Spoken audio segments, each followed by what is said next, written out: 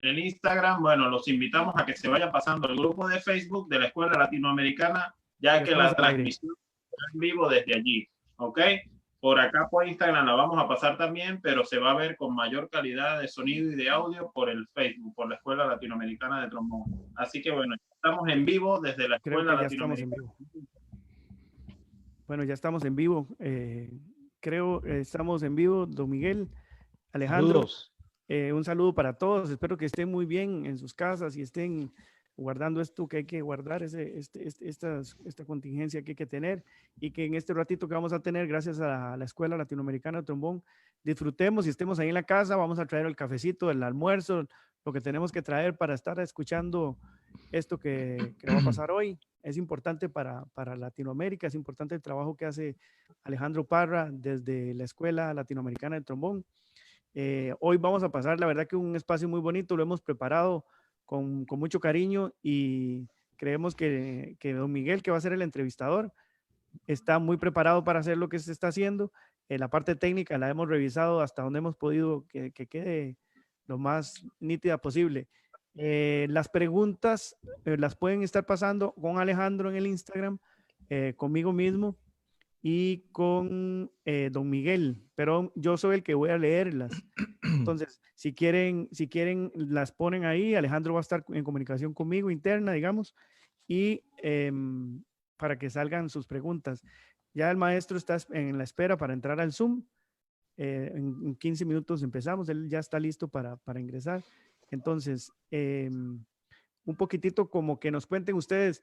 A mí esta parte me gusta mucho porque es como de eso que no siempre pasa con un trombonista, que podemos estar conversando antes de un momento importante y poder hacerlo un poquito público. Casi es muy especial, casi solo en los deportes usualmente se ve. Entonces, de verdad que a mí me agrada muchísimo que sea por el arte, por el cariño que le tenemos a un instrumento y a nuestro quehacer como músicos.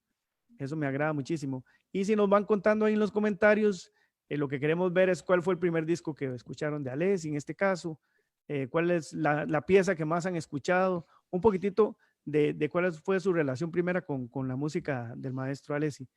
Sí tenemos que revisar, tal vez, don Miguel, que el maestro se salió, entonces tal vez revisarle a él que... Sí, él está, la computadora Okay.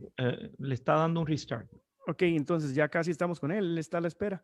Y si nos cuentan, Alejandro, usted va viendo los comentarios de lo que quieren un poquitito hablar también ellos, de las preguntas que les gustaría que fueran resueltas por nosotros. Y de una vez, como no sé, no tengo todavía yo el acceso a mi Facebook, pero bueno. Acá no, ya en el Facebook, Andrés, está perfecta la transmisión en este momento, así que bueno, a los chicos que están en Instagram, porque acá estoy yo solo en Instagram por ahora, en lo que ingrese el maestro, comenzamos la transmisión también directo de la entrevista con el maestro por Instagram. Sin embargo, los invito a que se unan al grupo de Facebook de la Escuela Latinoamericana, ya que la transmisión en vivo será desde allí, desde el grupo de Facebook de la Escuela Latinoamericana. ¿Ok?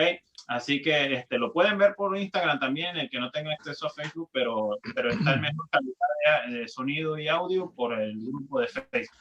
¿Ok? Así que los invitamos a que se unan al grupo de Facebook. Bueno, ahí llegaron como 30 solicitudes más, así que bueno, acá estoy recibiendo a todos los que quieren ingresar al grupo. Así que ya estamos cerca de los 3,000 en el grupo de Facebook. Wow. Y bueno, en Instagram también, ya alcanzamos los 3,000, así que bueno, los que están ahí sigue sumando y subiendo la transmisión de Facebook, así que bueno, muchísimas gracias, ahí nos envían saludos para todos, y bueno, Miguel, ¿cómo está todo?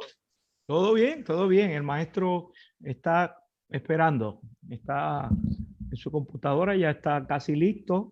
Creo que tenemos un banquete para todos. Creo que tenemos cosas muy interesantes que ofrecer hoy con el maestro, proyectos nuevos, incluyendo su nueva composición, la nueva composición de Chick Corea, que es un concierto para trombón que él está escribiendo.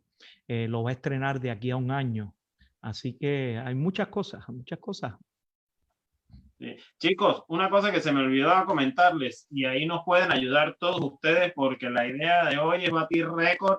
Creo que todos los domingos tratamos de batir el récord del domingo anterior y así vamos. Así que bueno, ¿de qué manera nos pueden ayudar ustedes? Allí desde su perfil de Facebook pueden darle compartir como video en grupo la transmisión que tenemos en la página de la Escuela Latinoamericana de Trombón. Allí en Facebook pueden darle compartir como video en grupo, ¿ok? Y ahí nos pueden ayudar a nosotros en este sentido a compartir más el video, ¿ok? Así llegamos a la mayor cantidad de contactos, la mayor cantidad de trombonistas latinoamericanos y, bueno, no solo latinoamericanos, porque acá, bueno, justo acá por Instagram, bueno, me están enviando mensajes que nos están viendo desde España, desde Portugal, desde Austria, en este momento también nos están viendo desde Alemania y, bueno, por favor, nos pueden ayudar con eso. Denle ustedes desde su perfil de Facebook compartir como video en grupo, ¿ok? El video que se encuentra actualmente en vivo en la Escuela Latinoamericana de Trombón. Miguel. Sí, el maestro me acaba de enviar un mensaje que está casi listo, así que nos quedan 9 minutos para empezar. Andrés, si quieres añadir algo. No, ya les digo, como estaba diciendo Alejandro, es la parte importante también de este apoyo que ustedes han mostrado, ¿verdad? A través de este tiempo para con la Escuela Latinoamericana de Trombón, también que hoy se vea mostrado en términos de compartir, ¿verdad? Que lo compartan con sus contactos, que desde su muro lo compartan, que es importante también el movimiento que hemos mostrado nosotros en solidaridad también, que es parte de lo que se ha mostrado en todo este tiempo, que empecemos a ser muchísimo más solidarios entre nosotros y apoyar los proyectos que vamos haciendo. Entonces es muy, muy, muy importante tal vez que ustedes compartan y que además que nos acostumbremos a eso, a apoyar a los otros que están haciendo sus proyectos, sus cosas. Y de verdad que eso lo digo porque este tiempo ha sido muchísimo, muy bonito de ver todo eso y la manera en que los profesores se han abierto a enseñar en línea y de verdad que ha sido un proceso muy bonito. Entonces es una manera también de apoyar compartiendo esto y que más gente vea todo este movimiento tan bonito que se ha generado a partir del trombón y nuestro amor por la música. Yo no sé si hay alguna pregunta de antemano, Alejandro, si hay algún... Por acá, por el Instagram, no hay preguntas y solamente saludos para ti, Andrés, saludos para Miguel. Nos saludan desde Argentina, desde la Patagonia Argentina. Por ahora no hay preguntas, solamente muchos saludos. Y saludos a todos y gracias por estar con nosotros. La actividad, gracias. Bueno, Puerto Rico está sintonizado durísimo hoy. Así que, protagonista, digamos, el intérprete oficial del día es desde Puerto Rico, Miguel Rivera. Don Miguel, tal vez sí comunicarle al maestro que el maestro está listo. Esperando. El maestro está listo. Porque para admitirlo yo, porque yo ya lo veo aquí, que sí. Está listo para ingresar. Está listo, pero podemos empezar a tiempo a las mismas 1 p.m. Sí, muy como bien. Como quieras, Andrés. No, muy bien, igual, esperamos. Chicos, sí. Acá en el Instagram hay gran conexión en este momento, así que chicos, a que se unan al grupo de la Escuela Latinoamericana de Trombón en Facebook, que desde allí está la transmisión en vivo. ¿Ok? Por acá, por el Instagram también va a salir, pero en mayor calidad de audio y de video está en el Facebook, directamente del grupo de la Escuela Latinoamericana de Trombón. Así que se pueden unir desde ya al grupo de Facebook, que ya estamos en la entrevista directa desde Nueva York con el maestro Alessi. Así que los que están en Instagram los invito a que se pasen al Facebook para que se unan al grupo de Facebook de la Escuela Latinoamericana, que estará la transmisión mayor calidad desde allí. Sí, vamos a tener algunas muestras también con don Miguel de la parte histórica de él. Como les digo, si ustedes tienen alguna pregunta en específico y técnica, puede ser también de su trayectoria, puede tener que ver con sus otros quehaceres. Van a haber muchas cosas que van a estar ahí, sus inicios como trombonista de orquesta, sus solos, etcétera. Entonces no tengan como vergüenza en compartir nada de lo que están pensando, es un buen momento, es un increíble maestro que va a estar y no siempre está con la posibilidad de tener esa traducción en línea con un puertorriqueño como es Miguel. Entonces usen ese espacio, la verdad que todo esto se está haciendo para compartir entre nosotros, entonces úsenlo lo mejor posible, que de eso trata. Una aclaración importante, Andrés, me gustaría, si evidentemente son más de 4.000 personas, no vamos a poder contestar todas las preguntas, pero que nos las escriban y luego poquito a poco ya iremos tratando de, aunque sea fuera del espacio en vivo, trataremos de contestarlas todas. Muy Todas bien. las que podamos. Bien. Perfecto. Entonces allí, bueno, chicos, nuevamente ya nos quedan pocos minutos para hacer la conexión ya con el maestro. El maestro ya está en línea con nosotros por el Zoom, donde estamos haciendo esta entrevista el día de hoy en vivo en Facebook. Así que a los que están acá en Instagram, los invito a eso, a pasarse al grupo de Facebook para que vean con mayor calidad de imagen y audio la entrevista, ¿ok? Así que, bueno, ya nos quedan escasamente 4 minutos para comenzar la entrevista con el maestro. No quiero antes, yo me voy a retirar unos minutos antes porque debo estar pendiente de todo lo que es la conexión, tanto del Instagram como del Facebook. Quiero agradecer acá en vivo desde este momento que, bueno, Andrés León, quien está desde Costa Rica, maestro, artista de la marca Antoine Courtois, también ha llevado a cabo a través de sus redes muchas entrevistas con grandes maestros y bueno, esa es la unión de hoy, ¿verdad? A través de tres que estamos haciendo esta actividad el día de hoy. Andrés a través de sus equipos haciendo la transmisión en vivo, de mi parte desde Argentina como anfitrión de la Escuela Latinoamericana de Trombón y el intérprete oficial del día de hoy directamente desde Puerto Rico, Miguel Rivera. Gracias, gracias. Bueno, chicos, yo acá me voy a comenzar a retirar para establecer la conexión de lo que va a ser la entrevista en vivo también por Instagram. Pero acá les recuerdo a los chicos que están en Instagram viéndome ahora, los invito a que se pasen al Facebook. Ok, ahí la entrevista va a salir en vivo desde ahí, desde el grupo de la Escuela Latinoamericana en Facebook. Y por favor, les pedimos, ayúdenos a difundir esta entrevista. ¿Cómo lo pueden hacer? A través de su perfil de Facebook pueden darle compartir el video como video en grupo.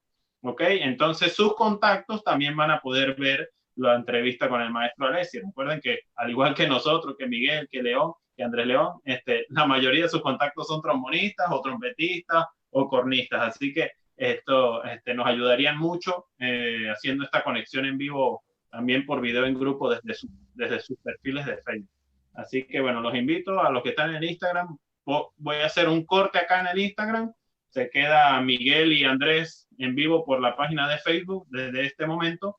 Y yo hago un corte para establecer el enlace luego para que los que no tengan acceso a Facebook lo puedan ver por Instagram. ¿Ok? Así que bueno, yo me despido acá de ustedes en vivo. Estoy internamente comunicado con Andrés, Miguel. Así que bueno, mucha suerte, Miguel. Y gracias. Bueno, muchísimas gracias a todos ustedes. Así que bueno, yo me retiro acá para quedarme pendiente de la transmisión tanto de Facebook como de Instagram y hacer los enlaces correspondientes. Así que bueno, muchísimas gracias y los dejo en manos de Miguel Rivera. Vale. Maestro Miguel, nada más tal vez sí le dice el maestro de manera interna que entre directo al aire para que sí, sepa. Muy bien. Sí, ¿Estamos listos allá, Andrés? Ya estamos listos, creo que se oye bien. Y, dame un minuto, Miguel. Un minuto, sí. Pero Alejandro, si quiere se queda para la presentación. Sí, usted, maestro, usted. Sí, no se vaya. Te voy a cerrar un momento el micrófono, Andrés. Sí. Entonces, si le indica nada más que, sí le puedo indicar que entra en vivo, para que no piense que entra a prueba o algo así, porque voy a darle a admitir y él va a ingresar en este momento. Sí, él ya se lo explique. Sí, él lo sabe. Muy bien. Entonces listo. El maestro ya va a ingresar a la conversación. Muy bien. Creo que el maestro está aquí ya. Muy bien. Hello, how are you? Good, how are you? Hello, maestro. How are you? Can you hear me okay? Yes, perfectly. Okay. Perfectly. Good. Entonces, darle la bienvenida al maestro Joseph Alessi. Estamos muy contentos de hacerlo. Yo creo que ya Alejandro tiene su micrófono puesto. y de verdad la Escuela Latinoamericana y yo en este momento que estoy hablando, pero voy a dejarle ya ahora que tiene conectado su micrófono, Alejandro, por favor. Buen día, good afternoon, maestro Alessi, maestro Joe. Sí. Bueno, bienvenidos a la Escuela Latinoamericana de Trombón, un día bastante especial para nosotros, porque de verdad una de las personas que está más, no sé si me escuchan allí, yo no sí, por acá. Perfectamente, te escuchamos. Sí, bueno, bienvenido, maestro Joe Alessi. Muchísimas gracias por concedernos parte de su tiempo para esta entrevista. La audiencia, bueno, se incrementó de manera inmediata desde hace un minuto, así que nos doblamos ya, es más, casi vamos triplicando ya la sintonía, como era obvio y era de esperarse. Así que estamos en vivo con muchas personas desde distintos países. Muchísimas gracias a todos los que se han unido a las actividades de la Escuela Latinoamericana de Trombón. De verdad, estoy súper encantado. Gracias, maestro Alessi, por estar acá. Para mí un honor, un honor estar con usted. Muchísimas gracias. Gracias. Buenos días. Grandes saludos. And, muy bien, aquí hablamos Spanglish. Yeah, my Spanish is very bad. Very bad. Su español, dice que su español es muy malo. Yo los voy a dejar acá a cargo de Miguel. Voy a encargarme de lo que es la transmisión en conjunto que está saliendo por Facebook e Instagram. Así que bueno, maestro Alessi, welcome to the Escuela Latinoamericana de Trombón. Thank you. I'm very happy to be here. Gracias. And buenos dias to everybody. And I'm very honored, great honor to be invited to do this interview and discussion. Great. Él dice que es un honor para él estar aquí. Y nada, vamos a empezar. Let's start, maestro. Okay. I just want to say a few things. Yes. I will say them in Spanish first because most of the people are Spanish speakers. But para los que no lo conocen, y si evidentemente muchos que los conocemos, él ha hecho grandes cosas. Él es trombonista principal de la Orquesta Sinfónica Philharmónica de Nueva York por más de 30 años. Es reconocido solista internacional, artista de la Shires, grandes compositores le han escrito obras, incluyendo el maestro Chick Corea, que está escribiendo una obra para él. I'm saying that Chick Corea is writing a new piece for you. We'll talk about that later. Vamos a tratar de hablar de muchos temas. We'll try to go to many different themes, but whatever our time, we don't want to take too much time because we know you're very busy. Sabemos que está muy ocupado, pero thank you for being here with us because we know that it's such an honor to interview you. For me, it's incredible to have you here with us. Thank you. And we know that you like to teach, so we'll talk a little bit about Juilliard, about your seminars. We'll talk about your recordings, but let's start with your career because before I start with that, I just want to say to everybody, I hope you are safe. I hope you are healthy. Yes. I know this is a very difficult time for everybody, and especially for musicians. Musicians, unfortunately, we play for people. That's what we do. So we don't have an audience right now. Okay, let me introduce that. Yeah. Él piensa que estamos pasando por un momento muy difícil, especialmente los músicos, y no tenemos público en estos momentos. Yes, and anyway, so I hope you're not experiencing any hardship out there right now, and it's I do have confidence that we'll get out of this mess. Hopefully in 6 months to 6 months. Hopefully, I'm thinking 6 months or less. But that's being very hopeful. But in the meantime, you just I'm telling all my students and all especially my students, you have to stay very motivated and create lots of projects. You know, a lot of projects you would never been able to do in the past. Ok, es importante, especialmente sus estudiantes, él le ha dicho que se mantengan motivados, que creen muchos proyectos. Por otro lado, que él está muy esperanzado que esta situación va a mejorar en más o menos unos 6 meses. Hopefully, yes. Hopefully. Esperemos. Yes. Anything else you want to add, Maestro? No, that's all. I'd be happy to answer any questions. You know, Yes. if you want me to talk about any particular facet of playing, Yes, you know, we will. I would be happy to welcome any questions. Great. Yes. Okay, let's start at the beginning. Yes, yeah, the beginning. Okay, why the trombone? I was born Yes. in 9 September. Okay. Yeah, Why then, the trombone? Why this instrument, this magnificent instrument? Yeah, well, we love. a lot of people have heard that story already, but Okay. But it's Just okay. be brief. For those of you who haven't, you know, I was started on trumpet, and then, you know, my father thought that it would be better to, you know, to go with the trombone. Okay, empezó la trompeta. Okay, let me traduce that. Empezó la trompeta y su papá pensó que era mejor que se pasara al trombón. Go on. Yeah, and he just felt the mouthpiece would fit better on my face. He thought that was a better fit. Okay. You know, he had a feeling. Okay. He had a feeling that this could work out better. Yeah. Okay. Su papá era trompetista y él empezó con la trompeta, pero su papá tenía el sentir de que el trombón le iba a ir mejor, su embocadura, su boquilla. So, exactly. your mentors, what makes you decide that you wanted to play trombone and to be a musician? Well, you know, again, I come from a musical family, so you know, I didn't realize. Well, I thought I did it. I started in music just because it was around the house all the time in the family, and then there was a competition in 1974 that my very first competition, and so I decided to apply. It was sponsored by Pepsi Cola. Okay. And it was a very good prize, and I ended up winning the competition for the brass division.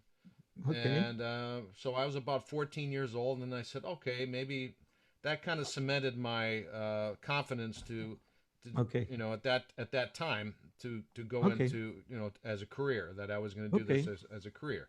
And if I failed, then I would do something else, you know. Okay. 1974 hubo una competencia de Pepsi Cola y él la ganó. Había un buen premio y eso como que lo reafirmó y lo dejó ver, le dio la confianza para decidir que, bueno, pues me voy a dedicar a la música. I didn't know that. Oh, okay. It was a good prize too. The prize was 3 things. You got $500. Okay, 3 premios. $500. Yes, and a 2-week trip to Europe. 2 semanas. Wow. Yeah. Viaje a Europa, 2 semanas, todo pagado. All expenses paid, and just as a tourist, you know, just going around. Yeah, and then a chance to solo with the San Francisco Symphony. Okay, y luego iba a ser solista con la orquesta de San Francisco. Wow, what did you play there? I played a Larson. The Larson. Yeah, él tocó el Larson. Yeah. Wow. Now what I'm doing, with all this time I have right now, I mean, one of the things is you know, right next to me there's tons of cassette tapes. Tons. Él tiene, muy bien, él tiene muchísimos cassettes play, cintas de estas de las viejas, ¿no? Yeah, so I'm going to transfer, you know, a lot of old performances of mine, including this Lars Erik Larsson when I was 14 years old. So you have it there. Wow. I love that. I have that, and I have the Bloch concertos, you know, Ernest Bloch. Or the symphony. Symphony. Yeah, it's called Symphony. Yes. And that's about the same time, maybe a year later. Wow. But, you know, I want to preserve these things and put them. I like to put them on my website. Okay. So that Yes. hey, this is what I was doing when I was that age, and Wow. and 14. 14. yeah, Wow. 14 or 15, yeah. Okay, And let me tell yes, them. sure. Señores, a los 14 años, este señor tocó de solista con la Orquesta Sinfónica de San Francisco, el concertino de Larson. Él lo tiene en una grabación de cassette, lo va a publicar en su website o en, you are going to put it on the Alessi Music Studios. Yes. En su website que es interactivo, y ahí usted va a poder escuchar cuando Joe Alessi tenía 14 años, y también tiene la sinfonía de Ernest Bloch.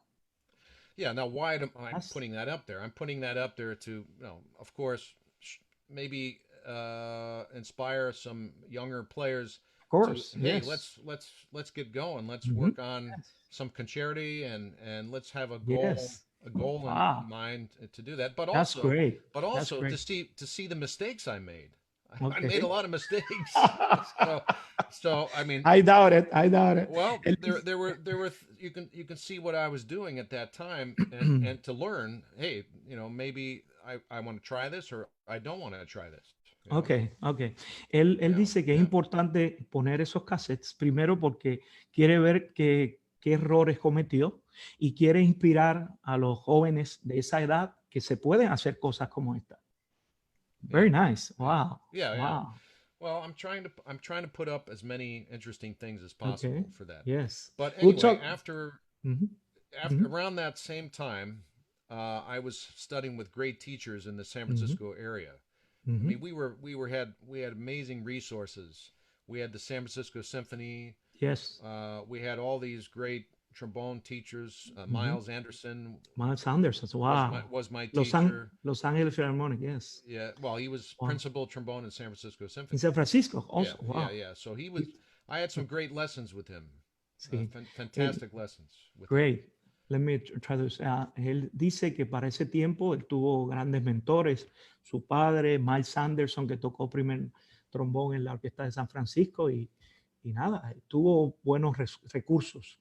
And what I learned from Miles, he took me through all the Bourdonniers. Okay. Pretty much.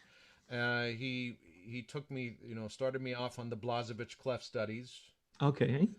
And one of the things that I did right, maybe a little younger than that, they put me on the first trombone part for Shostakovich Fifth Symphony. Wow. I was I was even a little younger, maybe 12 years old. Wow. Something like that, 13 years old, and I didn't know any alto clef. Wow. The first rehearsal, I walked in. I said, I was playing, especially in Shostakovich Symphony, they write the very low notes for alto and alto clef. Shostakovich was crazy to write that. Okay. Let me try this out. Very, very interesting. Wow. Yeah. Muy importante. Dice que para ese tiempo con Miles Anderson trabajó los estudios de Rochud, Bordogny. También trabajó muchos clef studies de Blazevich. Y los de Blazevich. Y que lo pusieron a tocar la Quinta Sinfonía de Shostakovich, y todo lo de Shostakovich es en alto clef. Yeah, and first rehearsal, I played any note that I thought was. I tried to use my ears.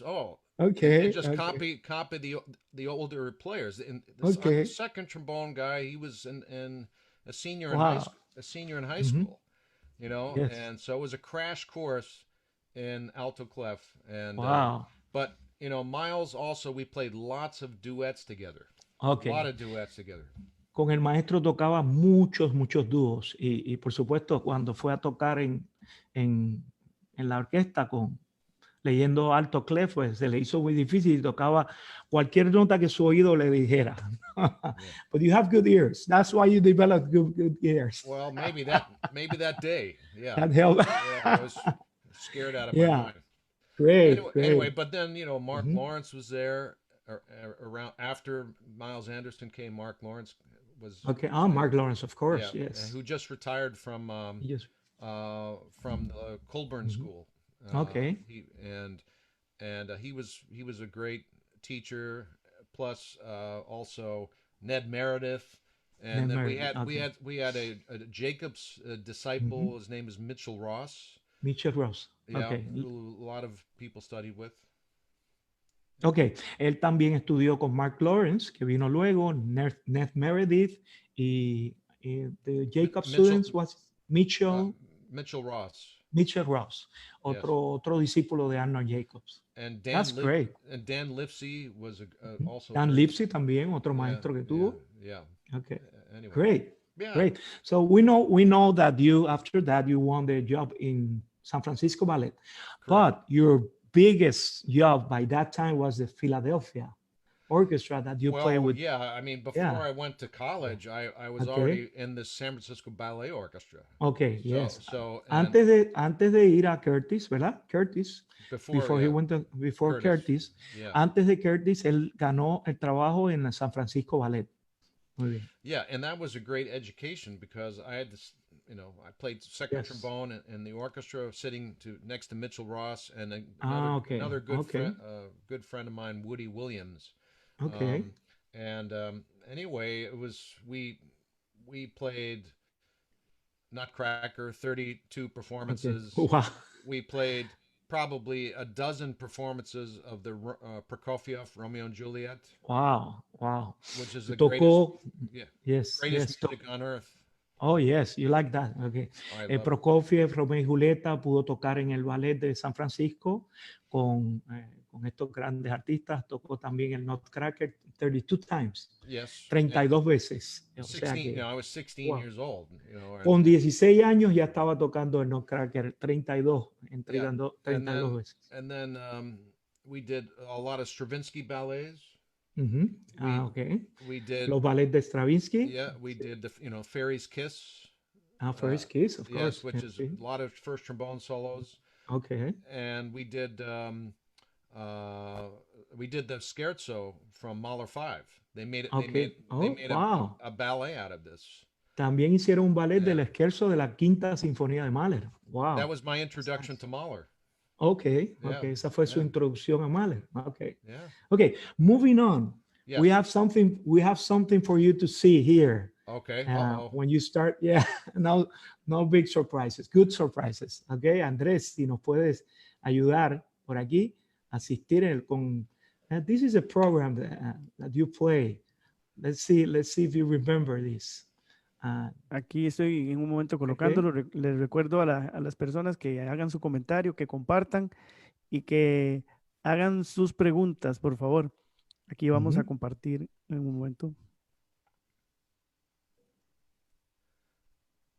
Okay. This is from 1982. You guys played at Indiana University Auditorium. Oh, yes. And you were there with Glenn Dawson and Charlie Vernon. Yes. Yeah. Yes. I was there in that concert. I think we did also a master class. Yes. I remember that. Yeah. Very helpful for all of us. Andrés, pasa un poquito el programa, a ver si vemos el roster en la segunda página. I have a photo of me, Charlie, and Glenn at Indiana University in front of the stadium, the football stadium. Wow. Wow. Andrés, pásanos si puedes asistirnos para que pases el programa completo y una fotito que tenemos por ahí. ¿Se puede, Andrés? Okay, he's trying. Technical issue. Yeah, technical difficulty. but we have a picture with you guys, with Charlie Vernon and Glenn Dawson. How important was for you to play with those incredible guys? I mean, when you were probably... I was this young. I mean, I was spoiled because I got to play with the greatest trombone players on the planet. Yes.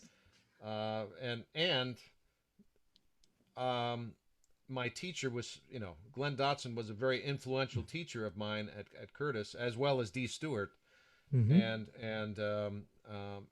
but sitting next to Glenn was sort of a continued education.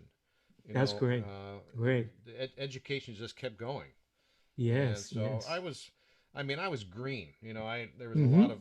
They say that I didn't have a lot of experience, but sort of sitting next to these gentlemen, it was they, you know, they, of course, they helped me along. Nobody was against me, you know. Sometimes that could happen when you're a new person and, hey, you're new, we're going to give you a hard time. Nobody gave me a hard time, you know. Okay.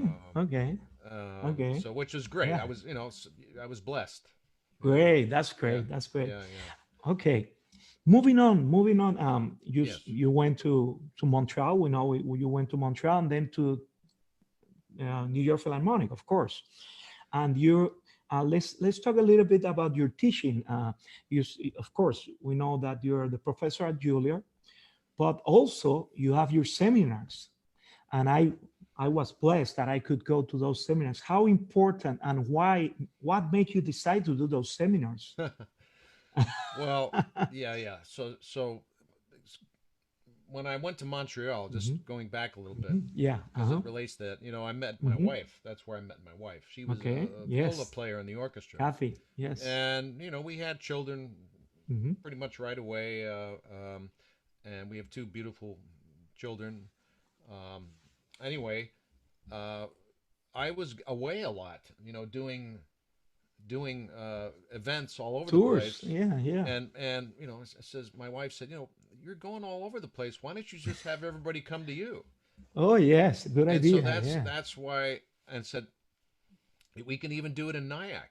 So we found a college. We found a college there, and they were very happy to host us. And so that's the reason why I started the seminar. So that first year we had a lot of people. I know. Yeah. I remember. Yeah. Pete Ellefson, yes, I think was there. Wow, so many people. Andres, a lot of my former students came. Yes, of course. But we had people from all over the place. I think from all over the world. Yes. Alex Isles came. Yes, Alex, of course. Yes. Yes. Yeah. Yes. And so anyway, and then we just kept doing it every year. It was a little tough to do because I was the administrator as well. Oh yes, I remember that. You did everything. That was insane. That was I even picked people up at the airport. Wow, a lot of work. But it was really good for me to do it because it cemented some concepts that I teach to my students, and those concepts have some concepts are even more important now than they were then. So that I teach to my students. So mainly, sound. Yeah, of course. Legato. How you breathe. Okay. And also the release of the note. Okay, let me traduce that. That's very important. Okay. Volviendo atrás, cuando él conoció a su esposa en Montreal, su esposa le dijo, tú te pasas viajando el mundo entero, ¿por qué no le dices a la gente que venga donde ti?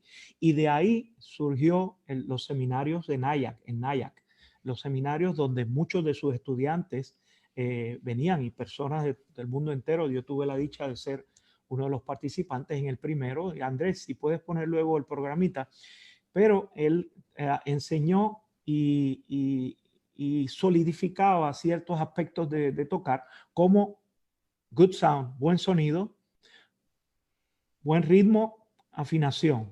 No. Okay. Good repeat sound, that, please. Legato. Good sound, legato. These are the first 2 most important. The first 2 most important. Sound and legato. Yes, how you breathe. Cómo respiras. And how you end the note. Y cómo terminas las notas. Thank you for reminding. These things are probably the most important things that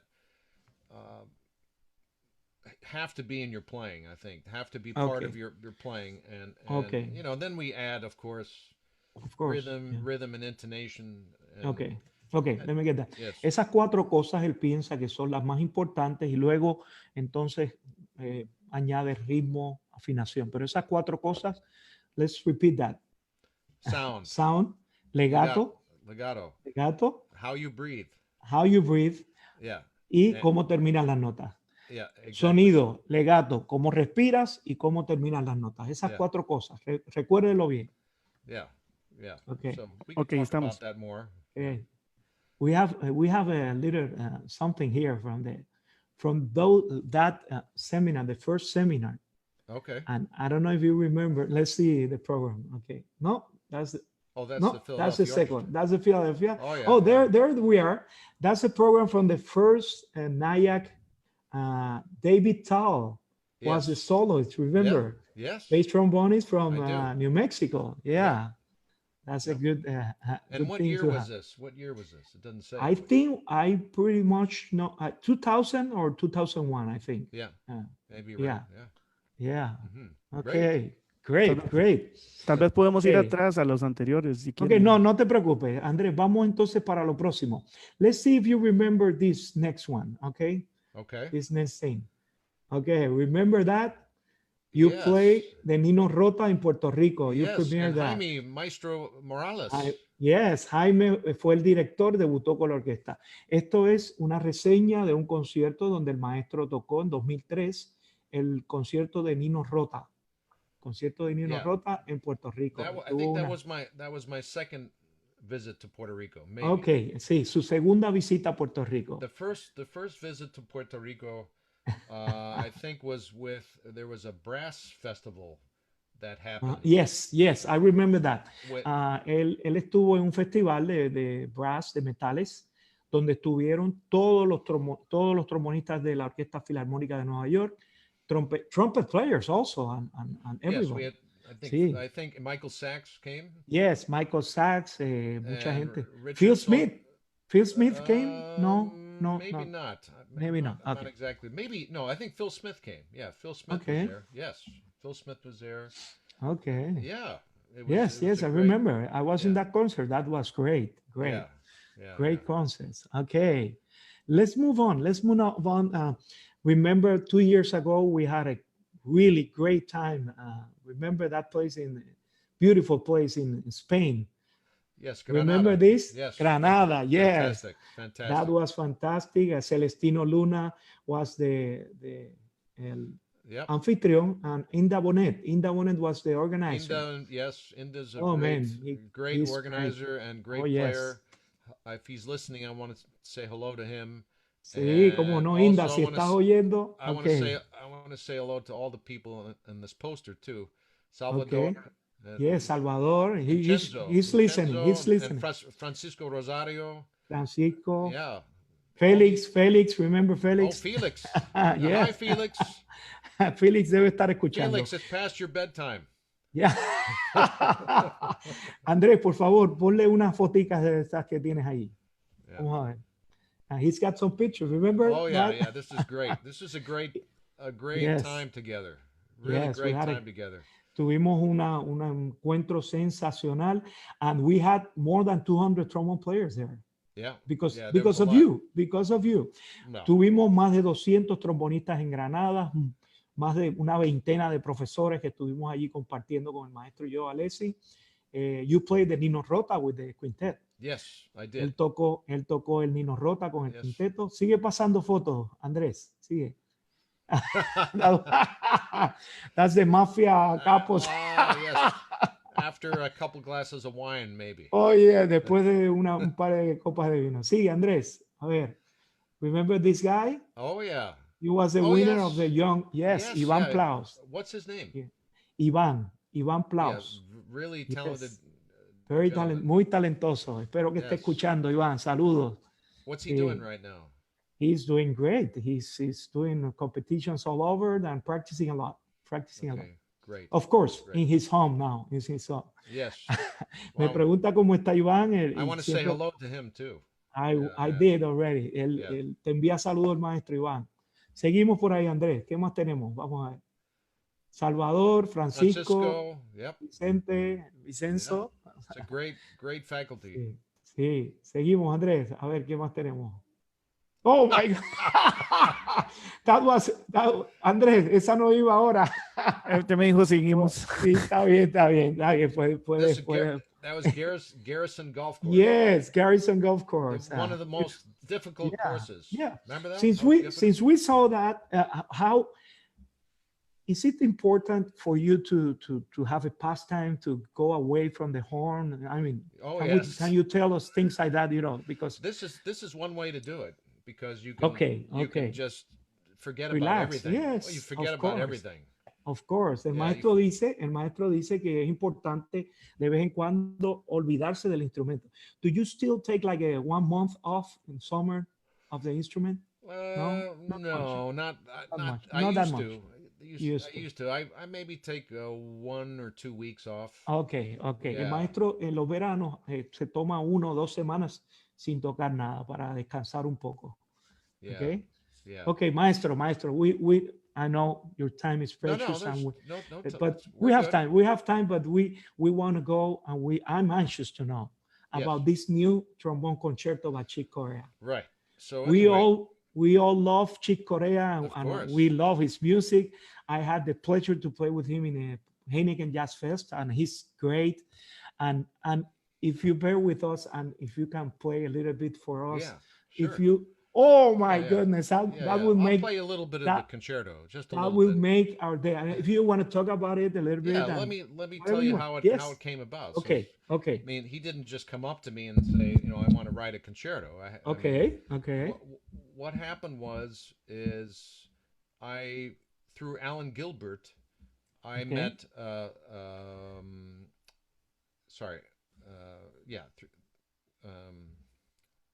I met the great pianist Makoto Ozone. Okay. A través de Alan, let me say that. Yeah. Just, I don't forget. A través de Alan Gilbert, que es el director de la New York Philharmonic. I met the great jazz pianist Makoto Ozone, but also classical pianist. Okay. Él conoció a este gran pianista, Makoto. He's from Japan. Ozone. Makoto Ozone. Yeah. Okay. Anyway, Makoto invited me to play in his big band. In Japan, so I played. Wow! I went on tour with his group in Japan, and I met Eijiro Nakagawa, who was in the Slide Monsters group with me.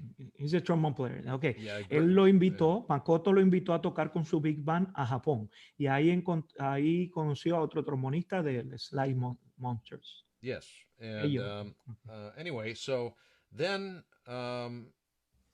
Makoto Ozone came to New York City and played at the Blue Note. Okay. And Alan Gilbert and myself and some other people, we went to go listen. Okay. Okay, let me get that. Él tuvo una presentación, Makoto tuvo una presentación en Blue Note, en Nueva York, y Alan Gilbert y el maestro Alessi fueron a escucharlo. Yes, and then we were listening, and then there was a piece that sounded amazing. They played a piece by Chick Corea. Okay, entonces ellos tocaron una pieza de called Brasilia. Okay, tocaron una pieza que le encantó, sonó increíble y se llama la pieza Brasilia de Chick Corea. Yeah, and and when I listened to it, I said, "Wow, this is the most beautiful music," and it just hit me. I said. Okay. Why shouldn't I ask Chick Corea? Because the music inspired me so much. Why shouldn't I ask him to write a concerto? Okay. And I said, and so after the set ended, the jazz set ended, I went up to Makoto and says, that Brasilia piece was great. Do you think Chick Corea might be interested in writing a trombone concerto with premiering at the New York Philharmonic? I said, well. Why don't I ask him for you? Okay. So Makoto asked. Okay. Yeah. So they were very good friends. Okay. Él es muy amigo de Chick Corea y después de que el maestro Alessi escuchó Brasilia, le encantó tanto que habló con Makoto y le dijo, mira, ¿por qué no Chick Corea no me escribe una pieza para mí? Y entonces Makoto le dijo, yo hablaré con él. Okay. And so, anyway, so Chick Corea said he was interested and he would like to talk to me. So we started texting back and forth about his ideas and my ideas. And, and so I have many texts on my cell phone. Okay. That maybe 3 or 4 months worth of texting. Okay. Wow. Yeah. Okay. Let me get that. Then, yeah. Okay. Es importante que sepan que Chick Corea se interesó inmediatamente y empezaron a textear. Estuvieron 3 o 4 meses con textos. Muy bien. Yeah, Go on. and then after that, you know, he said, "Why don't you come down to Florida, where I live, and you know, let's meet." So I brought my instrument. I played some stuff. We played some things together, and so anyway, his idea of the piece is a modular piece. Okay. Okay. Lo invitó. Okay. Chick Yeah. Corea lo invitó al maestro Florida a su casa, se llevó su trombón y su idea es una idea modular de la Yeah, pieza. his idea is a Okay. modular piece so that you can play just a piece of one part of the piece and it can be a standalone piece. Ah, ok. Sí, puede tocar una parte y esa parte puede ser una pieza. So far he's written a couple movements, if you'd like to call it that. Okay. One is introduction and stroll, like Okay. a walk. A stroll, like a walk. Okay. Yeah, he used to live in New York City. Okay. And so he would go uptown and downtown walking. Okay. And so his recollections of walking in Manhattan in different neighborhoods, he did this first Nice. Wow. section of the piece. Wow, I'm eager to hear that. Yeah. Okay. Let me get that. Yeah. De momento tienen dos movimientos. Uno es stroll, que es su recolección, o sea, sus recuerdos de caminando por New York. And the first one is called... Well, it's multi-movement, so it's not... Multi-movements, yeah. Yeah, it's not He two. has like two. Okay. Well, Tiene maybe four. There's probably 4 or 5 sections. Cuatro o cinco secciones. Muy bien. Very good. Yeah, and so the other section he wrote is a thing called hysteria. Hysteria. Okay, Yeah, that's he wrote it at the beginning of the virus. Ah, wow. Yeah, Él escribió al principio, cuando estaba saliendo el coronavirus, escribió un movimiento que se llama histeria. Yeah. Oh my God. And it sounds makes you kind of nervous when you listen. Okay. To it. Yeah. Te pones nervioso cuando. Okay. I'll play you a little bit of that. And of then hysteria. Okay. Yeah, and then the last section he wrote is called. I mean, not the last section, but the next section he wrote is tango. Okay, y luego escribió una sección después de histeria que se llama tango. Yes. So what I'll do is play you just a little bit of. I'm going to play you the accompaniment. Okay. Oh, now how do I put my computer sound on? Okay, Andres, can you help us? Yes, you just share it and please. Yeah, but I can't. It doesn't allow me to share. Host disabled. The attendee share screen sharing. So I can't share I'm not going to share my screen, but when you share, you have to go into share screen to get to that audio setting. But yes, and check below. There is a check for the sound. Oh, okay. Okay, estamos tratando de que el maestro ponga un poquito de la música del acompañamiento de el movimiento Histeria de Chick Corea. Este concierto lo va a estrenar el año próximo. Are you going to play this with the New York Phil? Are you? Yes. So the premiere is going to be a little over a year from now, like June 1st. En junio si Dios quiere, ¿no? Y salimos de esta, que esperemos que sí.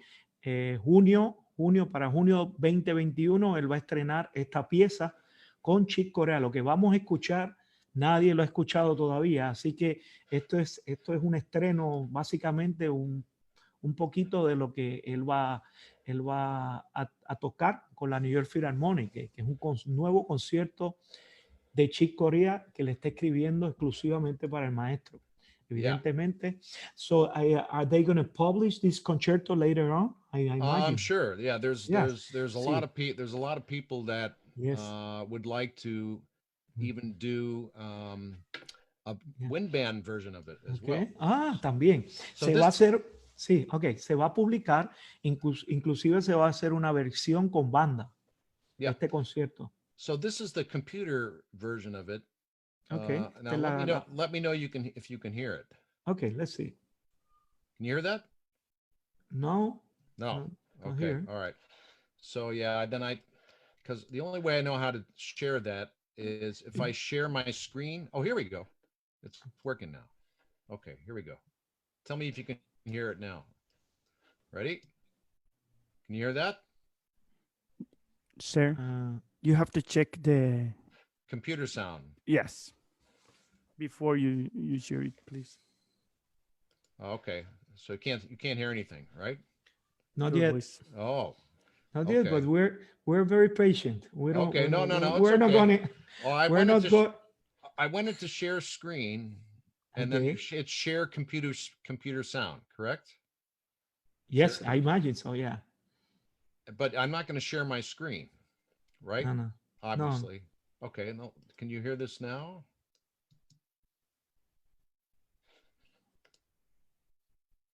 No. Not yet. Okay. All right. Well, I'll just play it for you. Okay. Yeah. So I was going to show you the. You know what? Maybe I can do it this way. Tell me if you can hear it now. This is going through my microphone. Okay. That will work. Yes.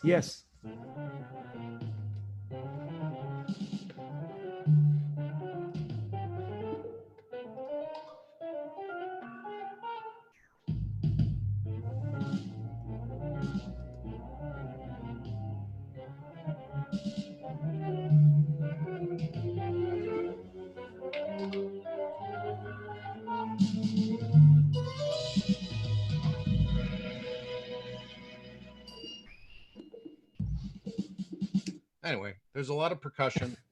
Yes, interesting. There's a lot of percussion. Is that so? That's hysteria, the movement. The hysteria movement. Ese es algo. Él puso algo del movimiento histeria del concierto de Chick Corea. Yeah. Okay. So I'll play. So to practice this, it takes a little bit of patience. Because there's a lot of chromaticism. And, oh yes. Yeah.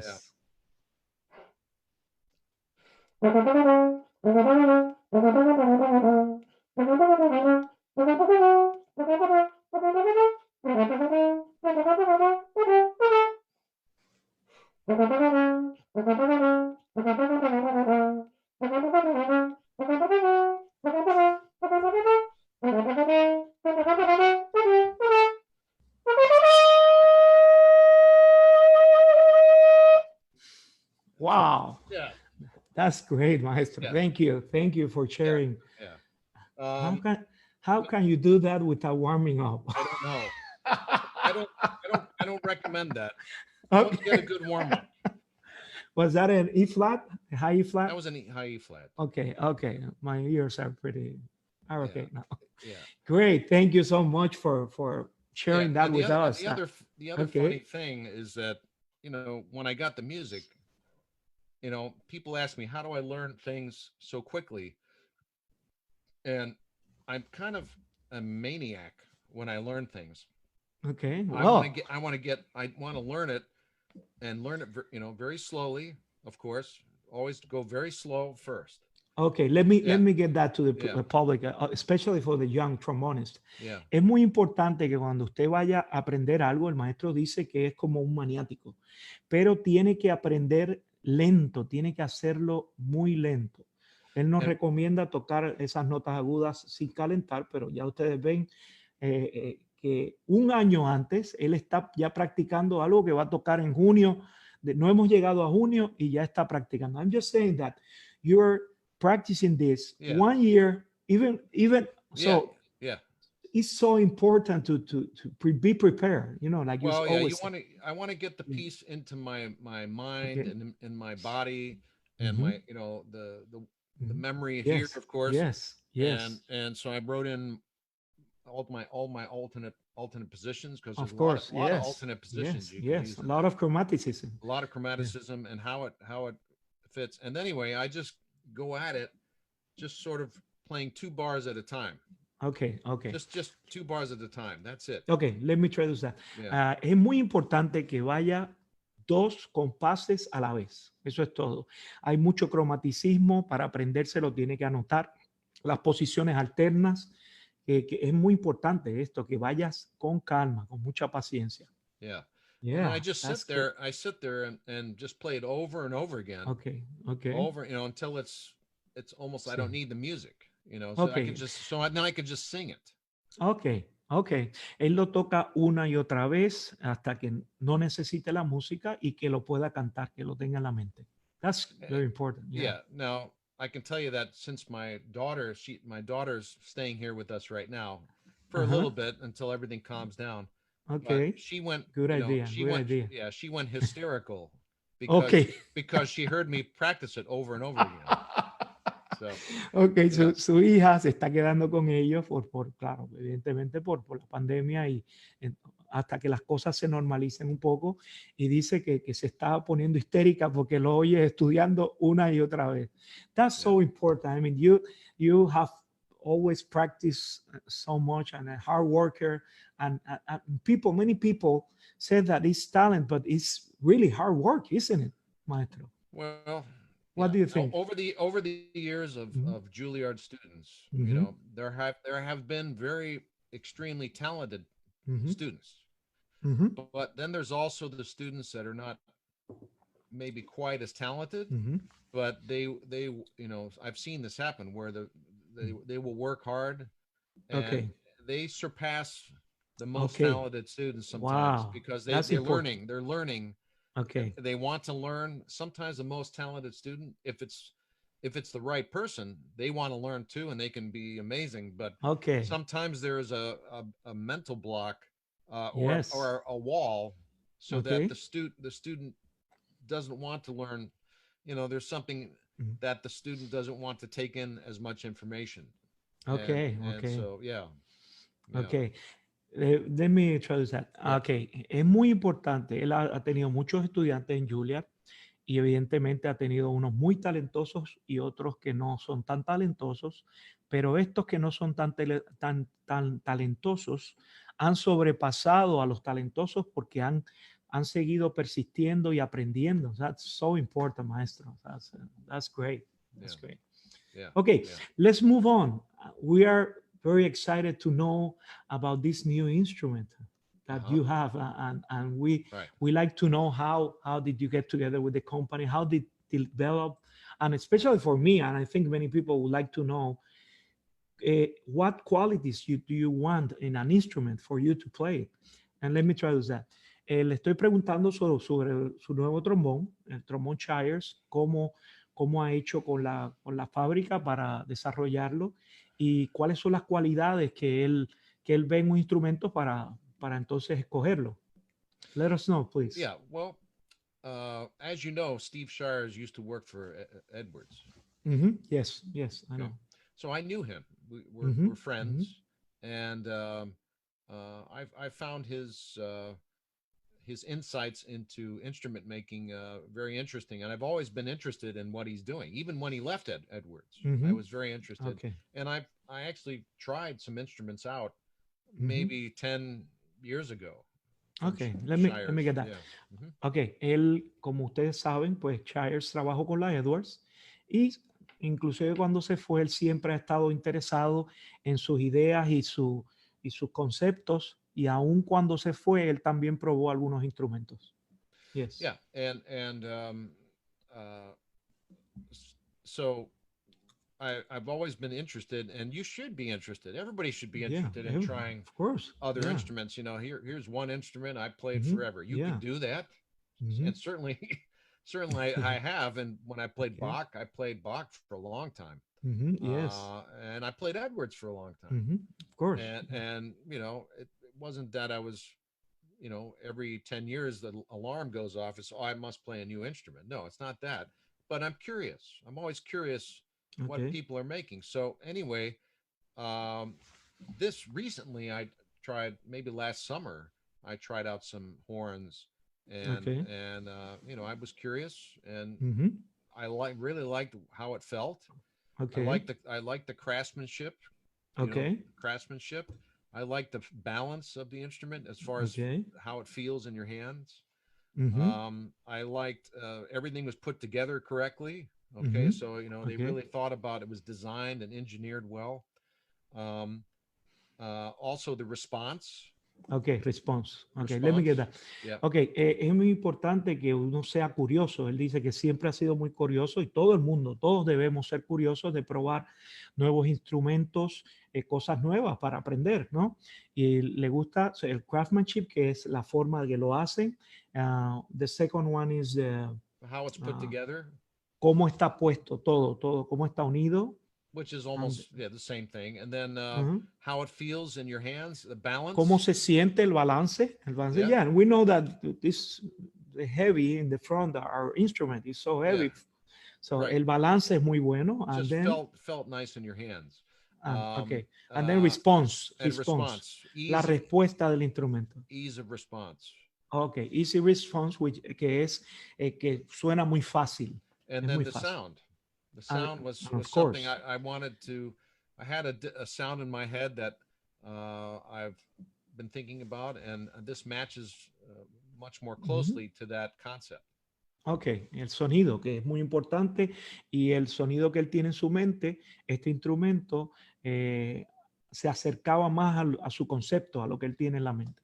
And then the final thing was how my colleagues, you know, how they reacted to it, and what, and also how it blended with, you know, in the orchestra. And that was the final decider. Okay. Yeah. Lo que hizo decidirlo finalmente fue cómo balanceaba con sus colegas y cómo blendeaba, que sería como mezcla el sonido con la orquesta.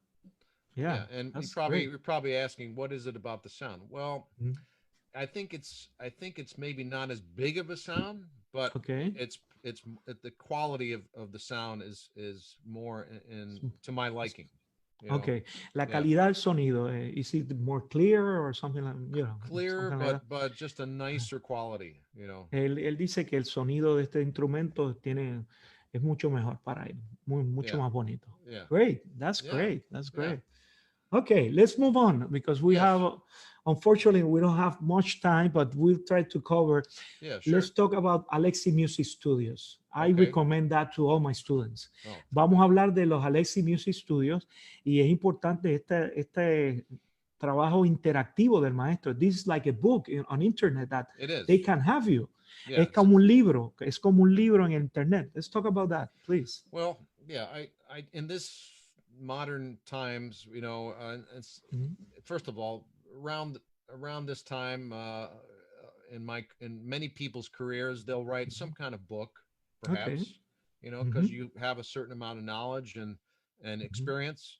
So rather than writing a book, and the bad thing about writing a book is it's you have to, it's in writing, meaning that you cannot change anything. You can't change anything.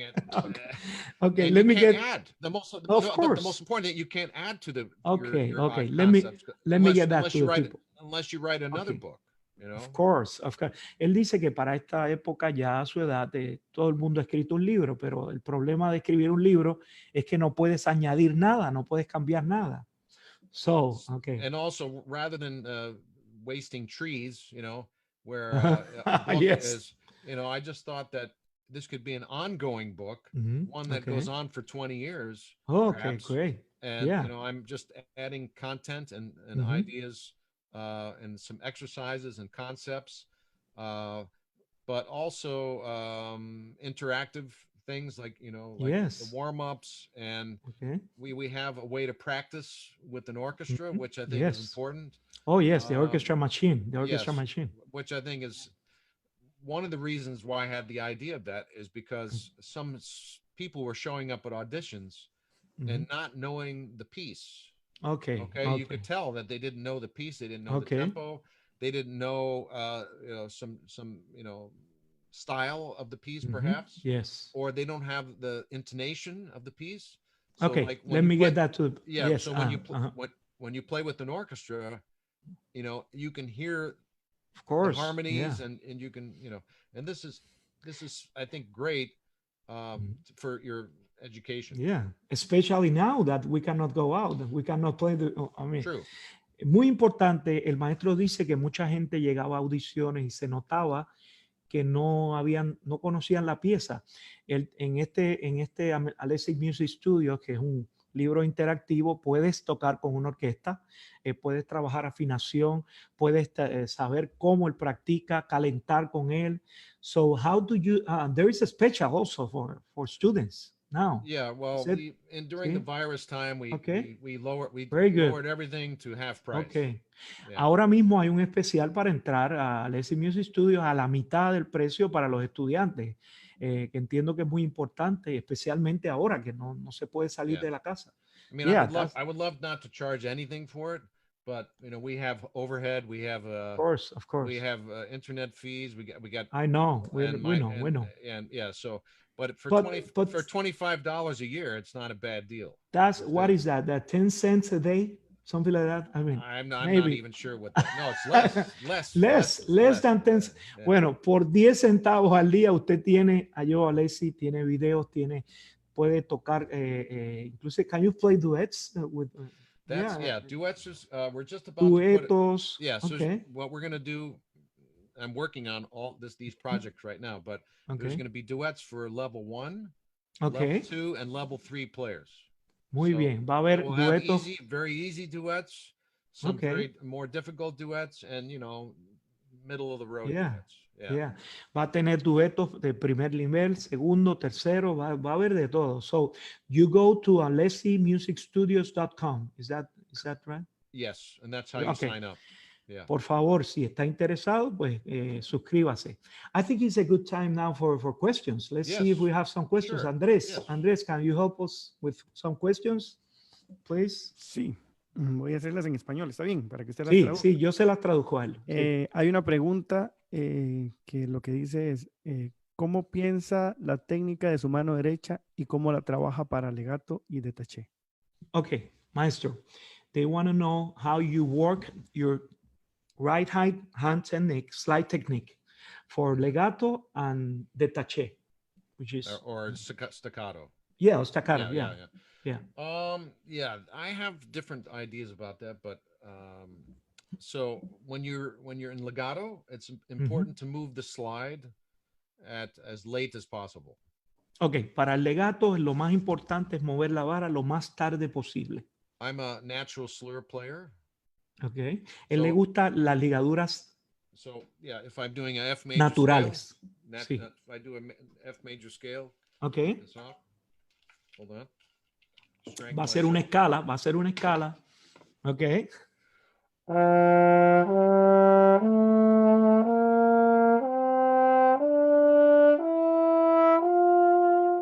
So if I move the slide too soon, obviously we're going to have a portamento.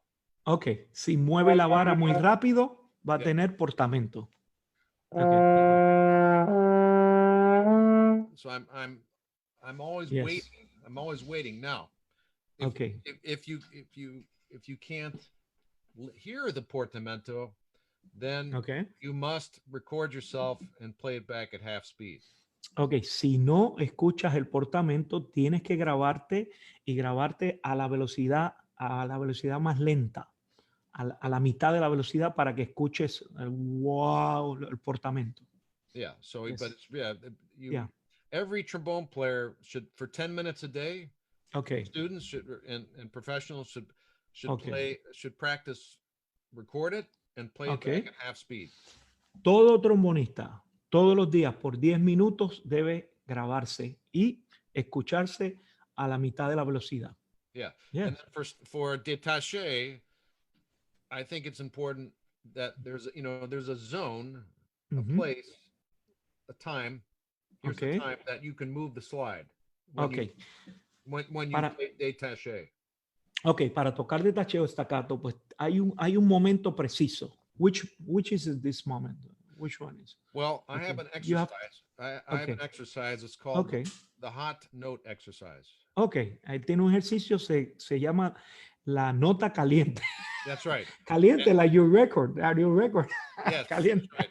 So you hit a note. Okay. So what we're doing is we're making a very large zone. Okay. When to move the slide. To move the slide. Está haciendo una zona muy grande para moverla. Está dando bastante tiempo. When we get faster, of course, that zone is much smaller. Okay, cuando va más rápido, esa zona es mucho más pequeña. Yeah. So in staccato, I find that we almost need to move the slide as soon as possible. Ok, en staccato hay que mover lo más temprano posible. So that Lo más rápido. your slide is in place. Your slide is in place as you tongue or even before you tongue. Ok. Tiene que estar cuando vayas a usar la lengua o antes, inclusive antes. Wow. Yeah. So it has to be clean. Ok, so, tiene que estar limpio, tiene que estar limpio.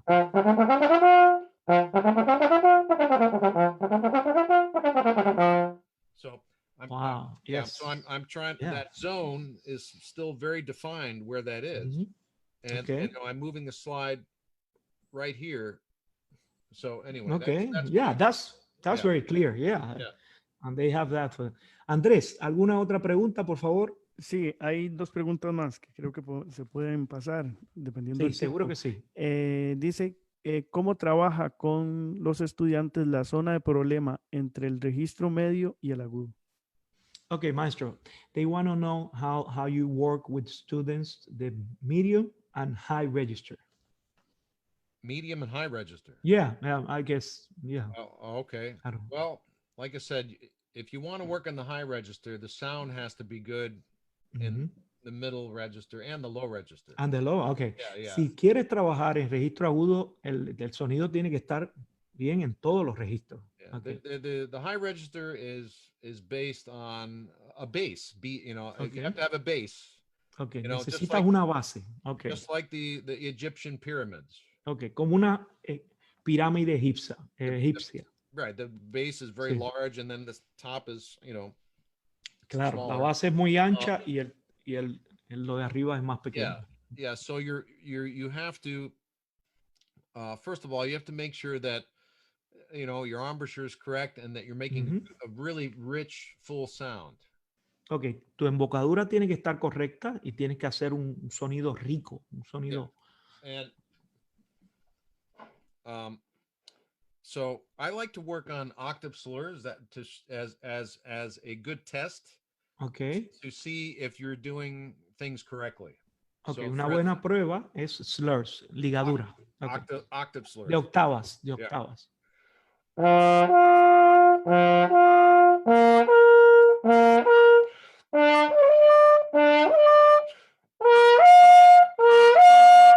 So okay. And so what's important there is not the top note but the bottom note. Okay, lo que es importante, okay, let me get that. Lo más importante es la nota de abajo, no la de arriba. Okay. Yeah, the bottom note is very important. So that has to have the right sound and the right support. Okay, tiene que tener suficiente soporte, tiene que tener el sonido correcto. So it was la nota de abajo.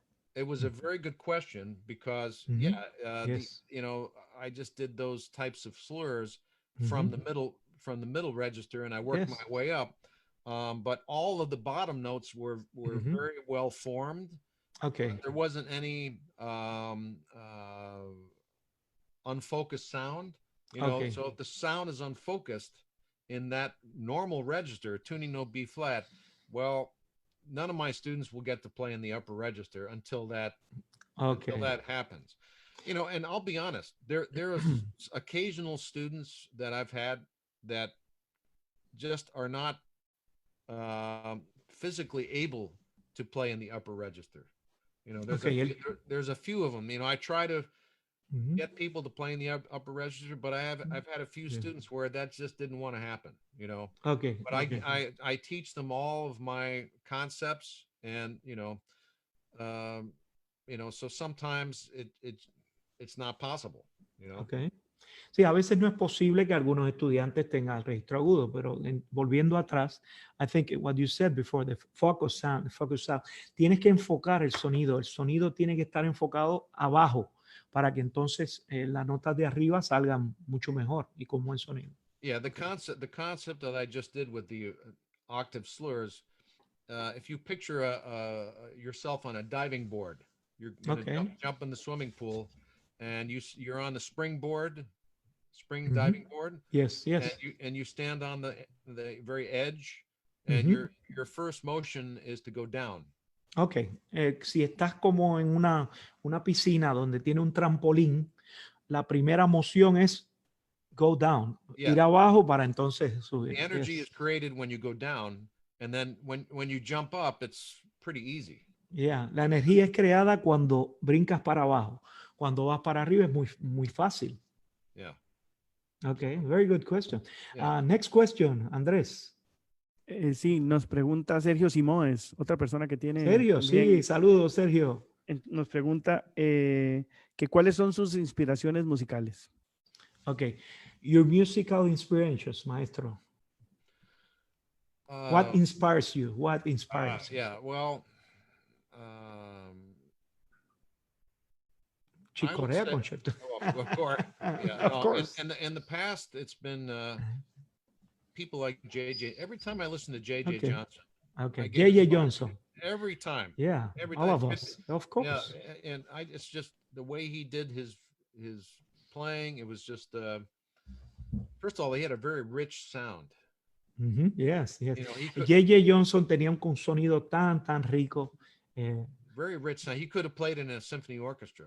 Que pudo haber tocado JJ en una sinfonía orquesta. You know, it's funny because when I hear your recording Caliente, I hear a little bit of JJ sound. Can we put something a little bit so you can hear? Let's hear a little bit of Caliente by Maestro. Can we put that a little bit? Let's see. And Andres, we have it. We have it. Don't worry. Okay. We have it. Andres, let's put it on because it's funny and interesting what you said about Latin music.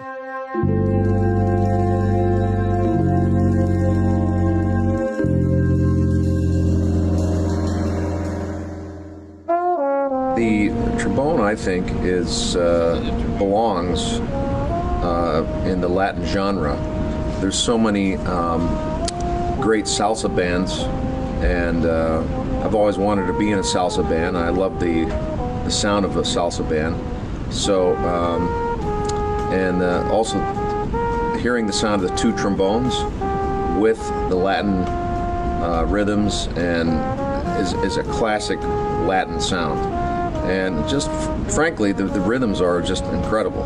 You know, I don't get to play those kind of rhythms in the New York Philharmonic. So it was an absolute joy to feel the rhythm, and I just love playing this type of music.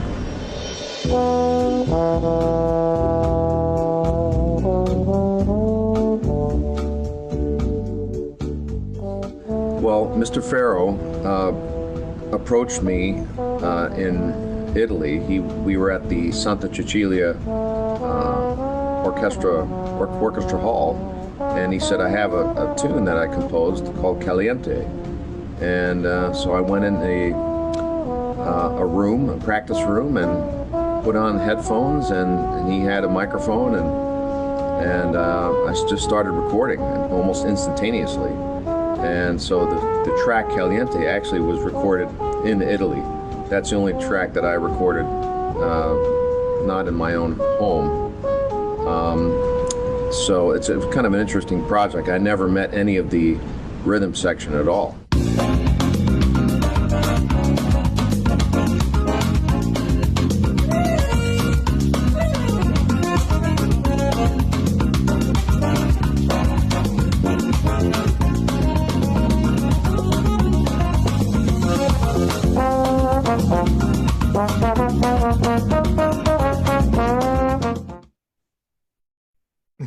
You like that? That was a fun project. That was yes, a fun project.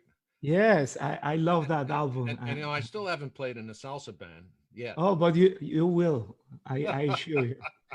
Someday. I know you've done a lot of that yourself. Yes. Yeah. I love salsa. I mean, we Latin players, of course. Yeah. But what you said is so interesting. What you said, but your sound is so clear, so nice. I mean, if you want to say something to the young players, I mean, about what they should work on, this is the time. I think, you know. Well, yeah, I think you have to, no matter, pick a sound, a trombone sound that you like, you know.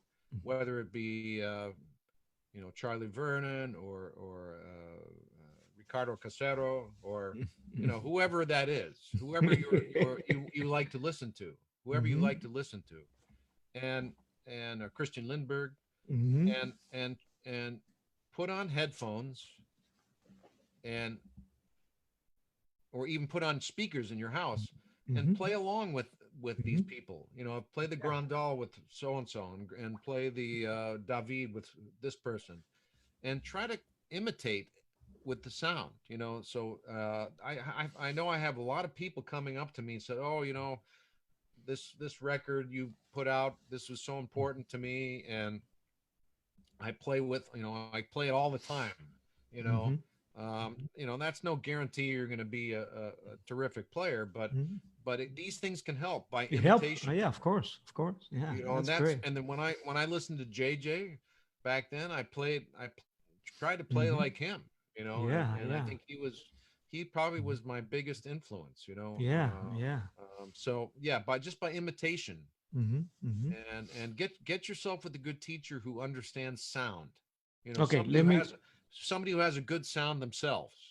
Okay, let me traduce that. Okay, el maestro dice que es importante que usted ponga un disco de él, de alguna persona en particular que usted admire y que toque con esa persona y trate de imitar ese sonido. Eso no va a garantizar que usted lo va a lograr, pero lo va a ayudar. Y es bien importante que tenga eso en cuenta y que toque con los discos, ponga unas buenas bocinas o unos audífonos y trate de tocar. Yeah, very good. That's great advice. We're running out of time, but I like to ask you a few more questions. I have one that somebody asked me once, and I think it's very important. If you're left alone in an island, no golf courses, no golf sticks, just with the trombone, and which 4 books? 4 books that you decide has to come. They have to come with you. Rochu, number 1. Yeah, probably book 1. Okay. Or any one. Any Rochu. Okay. 2, yeah, any Rochu book. Probably a fake book. Okay. So all jazz standard tunes. Okay. So I want to keep playing and with chord changes. Okay. Probably, are you talking about method books? Or? Yeah, methods books. Could be methods books. Yeah. Probably Arbans. Could be Arbans. Okay.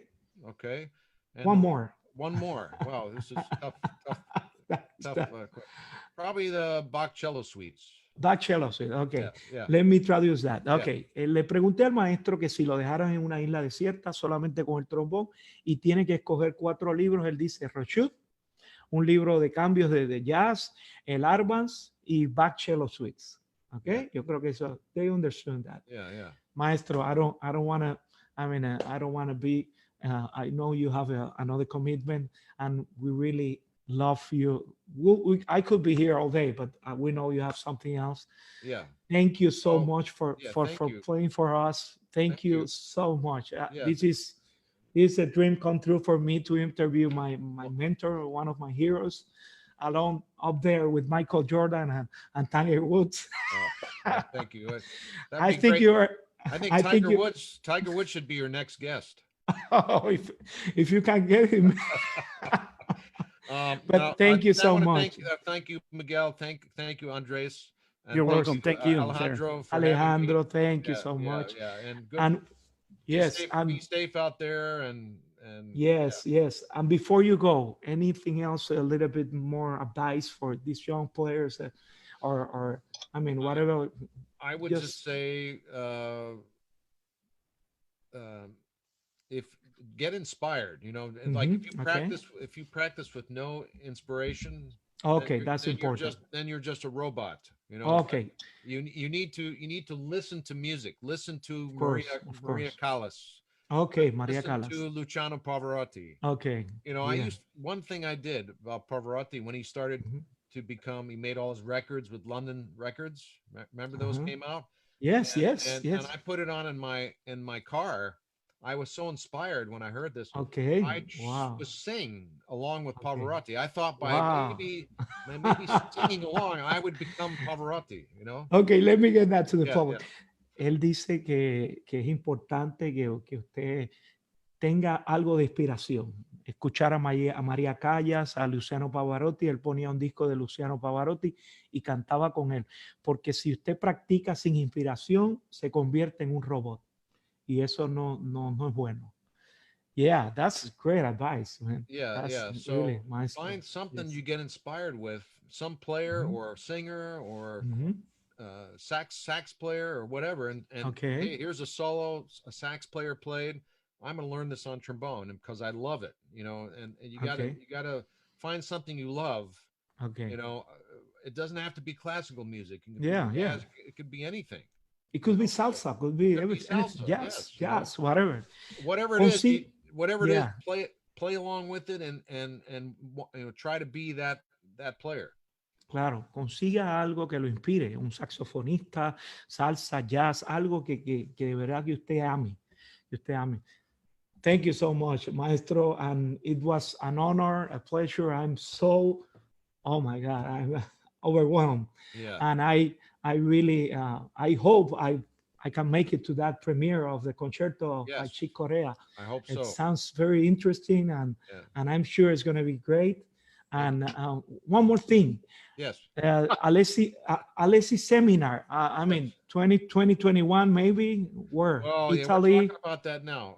Okay. Italy one was just canceled, of course. Which was, of course. Yeah. Which was supposed to be in September, but yeah, this little town in Italy is unbelievable. I know. Yeah, I mean, yeah. You want a great Italian experience, you know. Yeah. Great food, great everything. Great food, it's great. So anyway, we're gonna shoot for 2021. That'll be our next. Great. Yeah.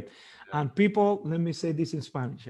Señores, yo creo que es importante que si usted tiene la oportunidad tratar de ir a estos seminarios, porque gente como, wow, I remember so many people, Toby Oft, Steve Lang, Colin Williams, Pete Ellefson, Jaime Morales, Alex Al, so many people that went there that now have top jobs. Yes.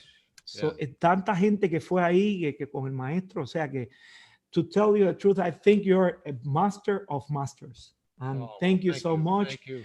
God bless you. I want to thank my friends all around the world in Venezuela and also Spain and Costa Rica, and thank you and be safe. I hope to see you in person soon. Yes, hopefully. And Alejandro, we have to go to Alejandro. He's a very good cook. To Argentina, we have to go there. I'm going to be there. He's a very good cook. First person.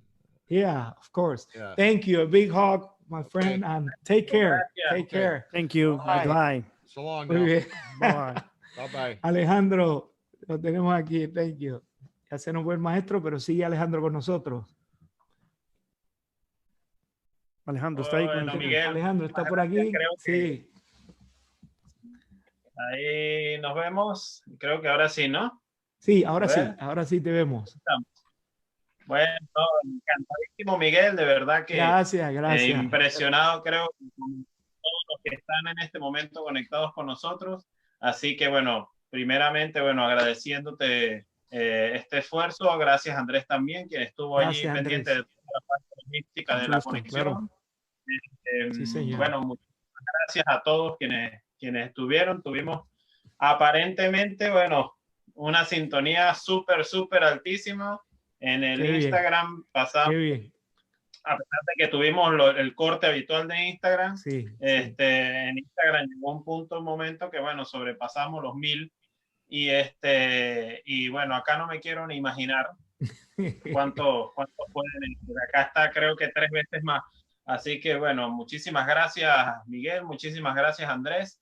Gracias a ti. Gracias a ti por la invitación. Gracias a usted. Vamos a seguir con estas actividades. Seguro. Yo, agradezco no solo a Miguel y a Andrés, a otras personas que me acompañan que no salieron hoy. El caso del maestro Miguel Sánchez, el caso de maestro Pedro Carrero, Ángel Subero, quien ha sido una ayuda desde un principio súper fenomenal. Claro. Mayer Carrero también. Y si se me olvida alguno, discúlpeme, bueno, todavía un poco acá nervioso porque, bueno, esperando que todo saliera bien y todo saliera a la perfección. Y, Alejandro, bueno, poco a poco, digamos. perdona, Alejandro, es Dime. importante que anuncies que esto se va a quedar en Facebook, ¿no? En la grabación de esto. Sí, sí. Sí, sí. Y en unos 10 minutos está en el YouTube, porque ya se está montando de manera simultánea en el YouTube también. Así que no podemos transmitir todavía desde YouTube porque no hemos llegado a los 1000 suscriptores allí.